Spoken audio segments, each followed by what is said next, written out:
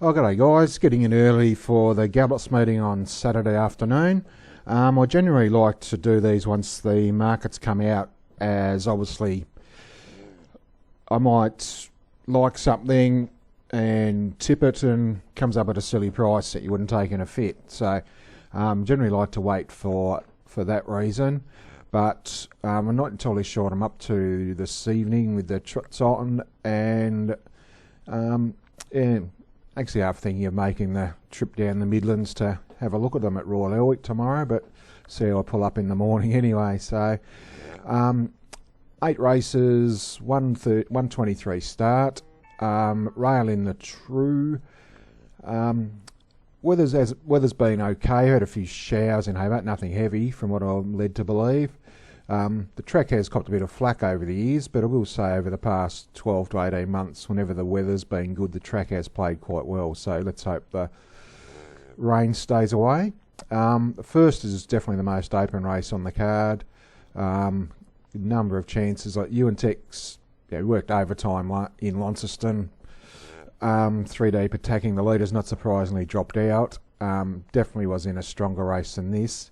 Previous form obviously entitles it to a good chance here. On Throne was okay in a pretty similar race last time when supported. Pinsent Van Gogh's been disappointing his past couple, but prior form was good and has got back in leader biased races as well. Bullion Fringe wasn't that far away on debut. GG's Rockstar resuming. Aggie resumes to Tasmania. I actually didn't mind its trial the other day either. It ran third, had a very quiet time of it. Bramondo's another one from interstate. Looks to have good speed, so despite drawing wide, you'd imagine it presses forward. Tyres Missile improved the other day. How do you pronounce it? Jim Pins, I presume it is. Jim Pins. Trial was okay the other day. The horse at stablemate that beat it came out and ran very well last week. It didn't go as well as the winner of the trial, but obviously the form still held up. And one right down the bottom here, Verdancy's got a run.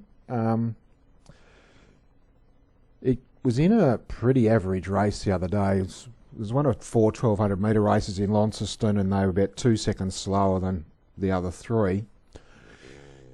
But the one thing was they went about 2 seconds slower for the first 400 metres of the race than the other races, so that's where the difference was.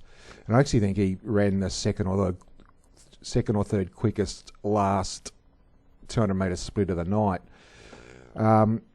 Can see obviously first up from Victoria was last time. He was tried over like 23.50, so second up over 1200's got to be a bit of a concern in an average gate. But we might just have a bit of a look at him. And this was the night there was a dead set one lane. What happens? Highway on the inside. So he's got the red and black colours third last year. This is probably somewhat of a concern. As I mentioned, they just slam the brakes on here and walk, and he's half struggling to keep up despite going this slowly. So if they do run along, he might sort of lose sight of the lure. So I won't be going overboard, more just a couple of interest bets in this race. So you can see him working home here through the middle. As I said, virtually impossible to make up ground this night. And I pointed out that sectional time there, but we might leave that race there. It's just a bit of a raffle. The second is for the 2-year-olds. I've watched numerous trials here, and I just managed to keep confusing myself even more. To be honest, nearly all of them have trialled in the manner of a decent horse, so should be very competitive. Would hate to be putting the market up. Just pick a few out. Fitzwilliam, his second trial was very good. GG Manpower trial looked pretty good. Also drawn the rails, which generally a bit of an advantage in these races. Man of the moment hit the line well behind Maciana, who Maciana's won 2 trials. GG Double Hot was pretty good in her trial as well. And fillies have dominated these races over the years. Banker Star's the other one. Her trial was about 7 or 8 lengths slower than Maciana's at Longford on the same day. We had to like the manner that she did it. I just picked out one trial that's got 3 of them in it. It's got Fitzwilliam, GG Manpower, and GG Double Hot. So here it is here. So GG Manpower draws and they're inside. off to a pretty good start of the GG Double Hot. Just got a squeeze and went back to the tail of the field. GG Manpower away nicely. Fitzwilliam up along in second spot. GG Double Hot running third. GG Zipalon is fourth, and GG Pretty Girl is Pretty Girl, but around the home turn, GG Manpower and Fitzwilliam, and joining in now GG Double Hot coming down the outside with a really strong run. It's loomed up quickly. GG Manpower down on the inside, got a bit of a kick though from GG Double Hot, and GG Manpower is going to be a little too strong for GG Double Hot. GG Manpower first, GG Double Hot second, Fitzwilliam ran third, a gap to GG Zipalong, and GG Pretty Girl was... Tasmania is that you can measure apples with apples, but with this case, you're measuring apples with lemons and oranges, and that's a terrible pun. But yeah, so it's a bit of a raffle, but as I mentioned before, I like horses following the inside, and yeah, have to pick one, so I'll go with Manpower. The third is a tricky little race. This one, City of Dreams, been quite disappointing this time in. Like 18 months ago would have started short and won this for fun from barrier 1. It's only got to look at her starting price profile. Hasn't won and started $2.50, $2.90, $3, $6 and $3.20. Yeah, so, but this is definitely the easiest race she struck in a while. Flick Picks was won an easier race the other day. Party Planner was disappointing the other day, but was taking on pretty red hot field. Levissi will press forward. Divi won a lot in the manner of a good horse. I think she might be the most progressive horse in the field. And she pushes forward. So I think the two that I'm warming to are the two Brunton runners in the form of Divi and Flick Picks. I just like Flick Picks and barrier 2. Obviously, you imagine City of Dreams going to go forward. So it's going to be on speed. And Divi, I just think, has got a bit of scope to go to far better grades than this. So they're the two. Probably if I was to pick a bet, I'd imagine just guessing what price Divi's going to get served up. Flick Picks have a small each way. The fourth is the 3-year-old Vars, and got a field of 3. GG Second Over, he copped a bit of a rap last time in for being a bit of a non-winner, so he got beaten at the shorts a few times. You can see second at $1.30, second at $2.60, second at $3.10, but got beaten by Mystic Journey each time by the same margin, 3/4 of a length. And obviously we all know that form's not too bad now. And then he also ran second in the Gold Sovereign when him, Mystic Journey, and Our Long Sally probably went a bit before acceptances and left themselves a bit of a sitting shot the last 100 metres. Resumed and dead set bolted in. You can see Mag Wheels came out and was backed off the map the other day and won. So, clearly the one to beat. He's going to be a good things price though. The one thing you need to be careful of is that GG Queen Bee has got speed to burn, so you wouldn't want to leave her alone. Like if he looks her in the eye, you'd probably make a pop, but if you left her alone, she can run very good sectionals. So, and Clever Charlotte was slightly disappointing in a easier affair last time, so you do think the two GGs will dominate it, but yeah, 3-horse races, can't sort of get too involved.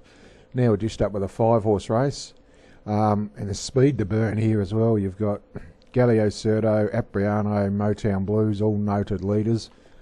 For that reason, Tough Missile, obviously she ran second in the race, the Goodwood last week, which is open sprinters. With the claim, like she gets in only carrying 56.5, only 2.5 more than she carried against the best sprinters in the state. Barrier 1, obviously Galileo Cerdo is a flying machine, tries to trail.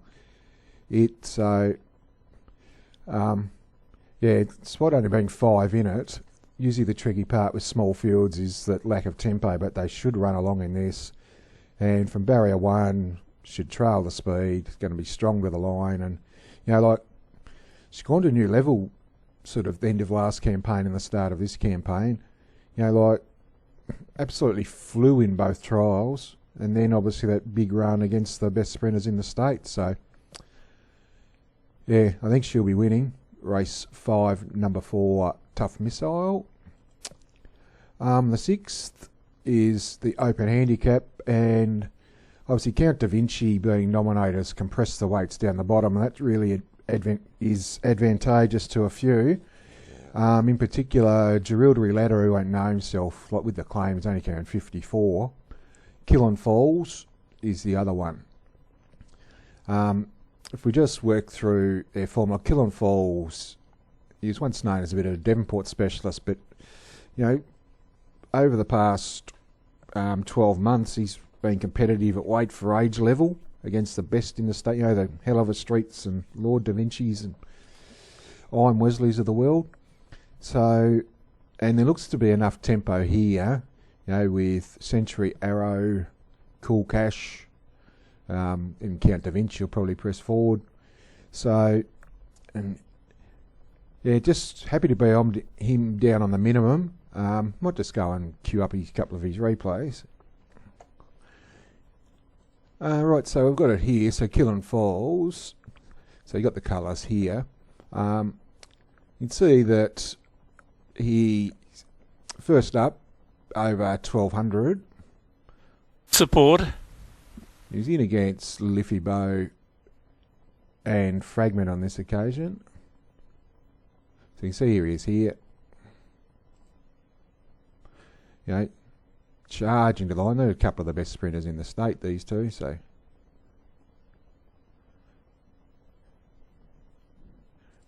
and then last time on a leader bias track. And now at the 1400. So you see that pink cap there, second last.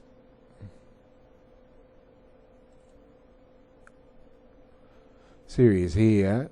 He's run early. Here's Minute Repeat. He's always been a bit an underrated horse. Goes alright, but he does meet Killen Falls. I think it's a kilo and a half worse at the weights this time. Here's Gerildry Ladder dropping out, but obviously he's much better suited at the weights this time. But do like Killen Falls. And just to explain what I'm talking about, where are we? Here's the weight for age, a couple of weight for age races. So you can see 2 weight for age races got about 1.6 and 2.5 behind Iron Wesley. So I might just have a quick look at that. At the end of this, and they're all set. Obviously, you know where to look for him. He's last. Got Iron Wesley third, Hell of a Street in front.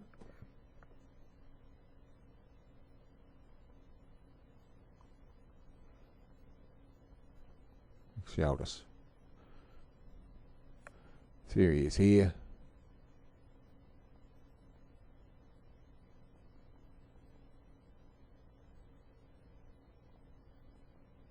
And I think the one thing being down on the minimum, it lets him unleash the sprint late. So pretty keen on Killen Falls in race 6. And I'll probably have a saver as well on Minute Repeater. As I mentioned, always been a tad underrated. So race 7. Payon, I was very keen on last time when he did the business. So, and I never thought I'd be betting against him over a mile, but just going to look at this race. There's precious little early tempo in it with pretty good Quick Quill, Hervona, and probably the only two even half likely to go forward. Like Manalenia from 2 is probably going to box seat. The one thing, this sounds weird, but I don't really like Craig Newitt riding horses that I like because it generally kills the price. Nothing against his riding, but it's all about value. So paying those bills, Matthew. But the one thing, if we just go and have a look at her last run, I'll just actually go and grab that one. Right, so Manalina. So I was in Launceston. This was a night, that one-lane highway night I was... So about to come on here as... I was referring to earlier.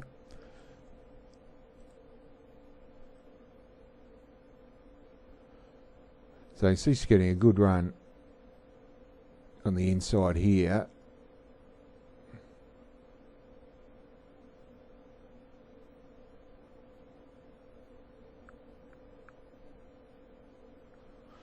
Leader.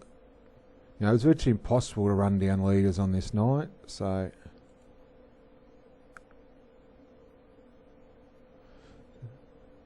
they're pushing through the middle here.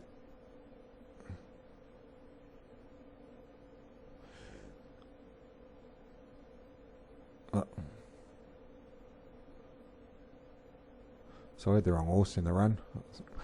Yeah, no, but she's just the way she's hitting the line. Like third horse here since come out and won. So, and just the way like she's hit the line there, very strong late. Actually, the one thing, here's the greatness is in the race. He's also hitting the line pretty well, but impossible to see him giving her a start and a beating from that, but he'll definitely run well.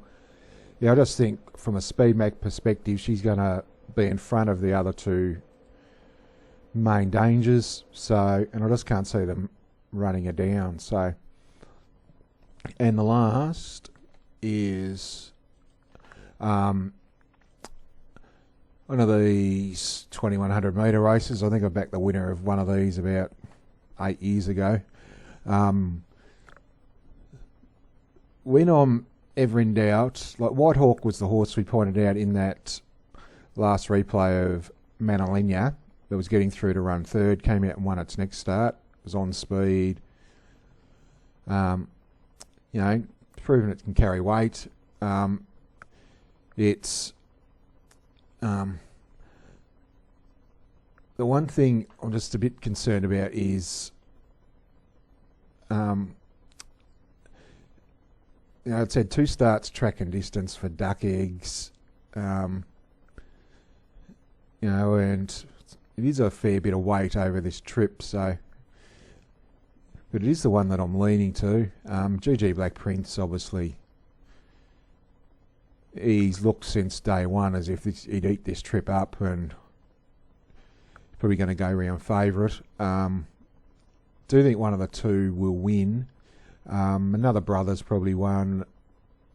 If there's any rain about, comes right into the equation. So an Argolite, if left alone in front, might give a bit of cheek. So let's leave me at Chief Navigator. He's won his last 2 as well. So but White Hawk were forced to pick one, but zero confidence in that last race. So just recapping then, the 2 best bets, actually the 3 best bets, Tough Missile, Killing Falls, and Manalina in the first 3 legs of the quaddie. And just try and hunt one down in a bit of value. I don't think we'll find one there. Not keen on that race. 2-year-olds a raffle, as I said, so we'll make the value bet Verdancy in the first. Hopefully the Magic Man Shuji can do the business. So anyway guys, I'll wrap that up there. As I said, small fields make it tough. You can't invent value if it's not there. As you're probably aware, I generally like to tip things between about $6 to $10 that I'm confident will run like 4th at worst, so we can back them 1 by 2, 1 by 3 and finish and virtually be assured of making a small profit even if you don't back a winner. So, but unfortunately none of those on the card here. I have to take the shorties, so maybe even multi them up if you don't like jumping in at 6 to 4, that type of thing. So anyway guys, we'll wrap it up there. So until next Wednesday I'll do another one. So until then, I will leave you with it. Cheers.